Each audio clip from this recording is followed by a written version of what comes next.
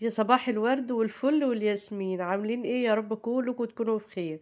النهارده الفيديو بتاعنا يا جماعة حلو جدا ومن احلى واجمل الوصفات وانجح الوصفات على قلبي. هنعمل مع بعض البريوش المغربي بطريقة سهلة جدا. طبعا انا عاملة كمية كبيرة، المقادير اللي انا هوصفها لكم دلوقتي تقدروا تقسموا نص المقادير وتعملوها في صينية صغيرة. عايزة اقول لكم هش زي ما انتوا شايفين كده، بصوا الصورة بتتكلم على نفسها. يلا بينا. هنقول المقادير مع بعض واحنا بنحطها. اول حاجة كوبايتين حليب، معلقة صغيرة مليانة ملح، كوباية سكر، معلقة صغيرة مليانة فانيليا بودر او سايلة زي ما موجود عندك. هنا بيضة وبياض، صفار بيضة بالبياض بتاعها وبياض البيضة التانية. معلقة كبيرة مليانة خميرة فورية ونص معلقة. معلقة كبيرة مليانة خل. نقلب المقادير مع بعض وندوب المقادير كويس جدا. خلاص كده دوبنا المقادير. معانا هنا 7 كوبايات دقيق منخول. طبعا هناخد نص كمية الدقيق كده في الاول ونقلبها بالمعلقة، هيبقى معانا نص كوباية دقيق فوق ال7 كوبايات دي، بس مش هنستخدمها دلوقتي، هنستخدمها في الاخر وهنشوف هنستخدمها ازاي. حطينا نص كمية الدقيق الباقية، هنقلب طبعا بالمعلقة في البداية وبعد كده هنعجن مع بعض.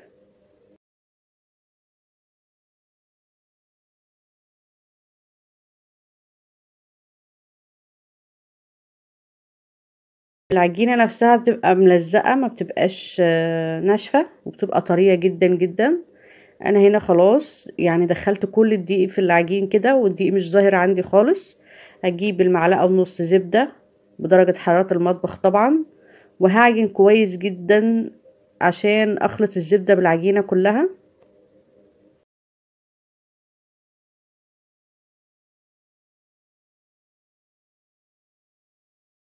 دقيقين شايفين العجينة عاملة ازاي؟ بوريها لكم ما شاء الله طرية جدا وخفيفة قوي. هنا بقى نص كوباية الدقيق معانا، بضيفها معلقة معلقة وهلم العجينة بتاعتنا. اظن انتوا شفتوا المقادير سهلة قد ايه، والطريقة كمان سهلة جدا، بتحطوا كل حاجة على بعضها يعني مش محتاجة.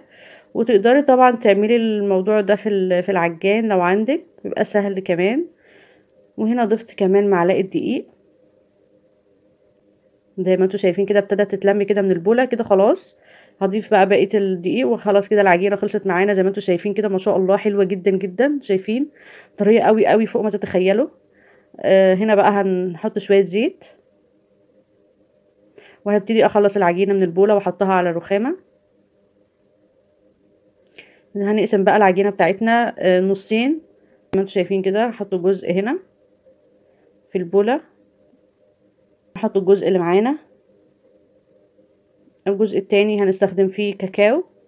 العجينه جميله جدا يا جماعه، طريه قوي، ملمسها حلو جدا جدا. طبعا هنا الجزء ده مش هستخدم فيه الكاكاو لان البوله صغيره شويه، هنحط الكاكاو هنا. انا هنا استخدمت بالظبط نص كوبايه كاكاو، وهفضل اقلب. هضيف بقى حليب، كل ما تضيفي كاكاو تضيفي عليه معلقه حليب عشان توزني المقادير بتاعتك والعجينه بتاعتك ما تبقاش ناشفه عن التانية، وتبقى نفس الليونه بتاعتها. انا هفضل ادخل الكاكاو كده في العجين كويس جدا. طبعا اسفه على المنظر بس هو لازم كده. هفضل ادخل الكاكاو بقى في العجينه وهرجع معاكم تاني زي ما انتم شايفين كده يا جماعه. خلاص وغسلت البوله بتاعتي والعجينه جهزت معايا وطريه زي التانية بالظبط، نفس الطريان بتاعها ما تختلفش عنها. شايفين وانا ماسكاها بتنزل من ايدي ازاي؟ وما شاء الله بتتمط حلو قوي قوي. طبعا كيس استرتش بدهن وشها زيت كده، كيس استرتش او اي كيس ثلاجه عندك تغطيها، تحطها في مكان دافي جدا.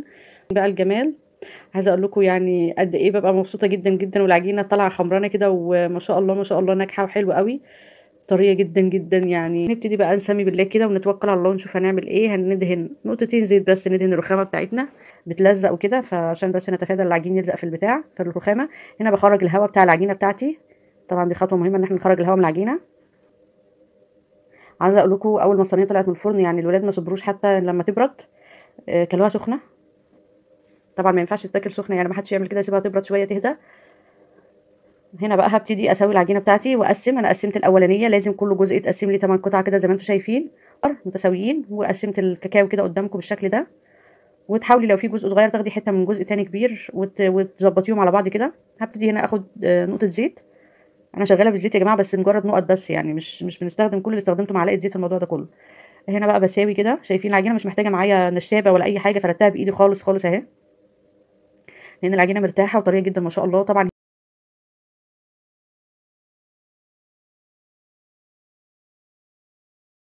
انتوا شايفين كده.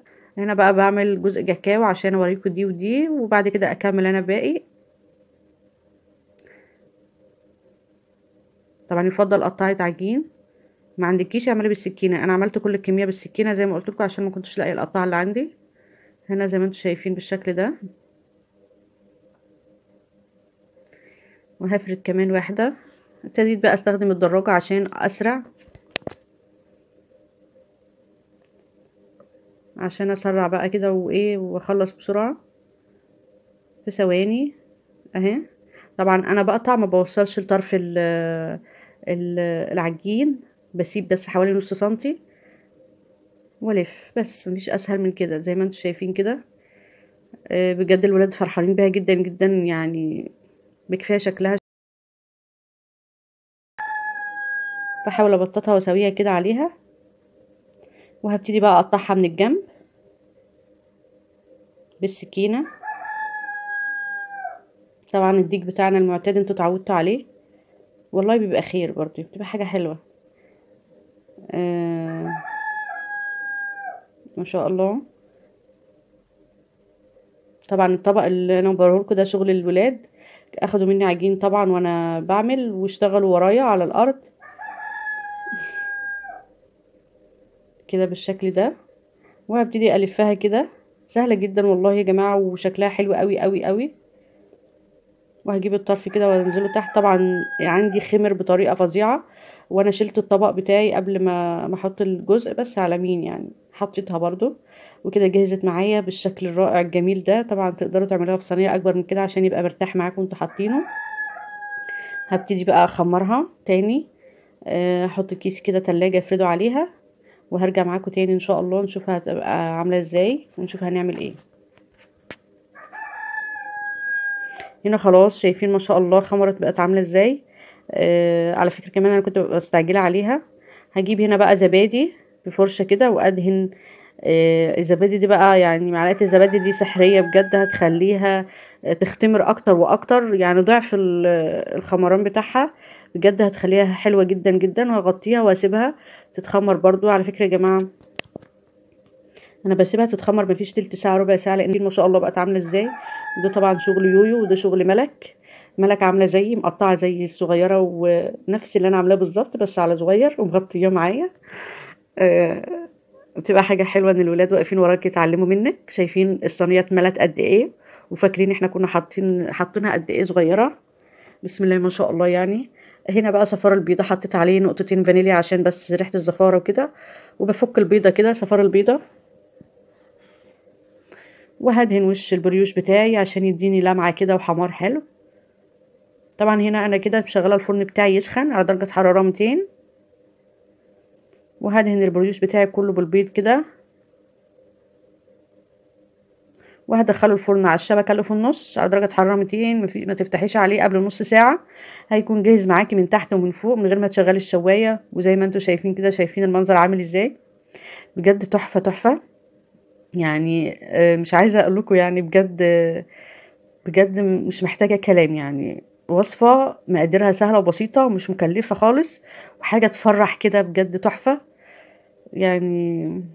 هنا بقى انا كده كده دهنه الصينيه بالدقيق، بس بجيب سكينه كده بظهر السكينه مش بالسكينه نفسها، وبفكها كده بتاكد ان هي فكه عشان هقلبها على طبق كبير. طبعا الصينيه سخنه وهي لسه سخنه، بس الولاد مش قادرين يصبروا بصراحه. شايفين قد ايه هشه وطريه جدا عامله ازاي. بسم الله ما شاء الله. هقلبها بقى. شايفين المنظر من تحت عامل ازاي، متحمره جدا ومستويه يعني. تحميرها مش عايزه اقول لكم، الشكل بقى هو يتكلم عن نفسه.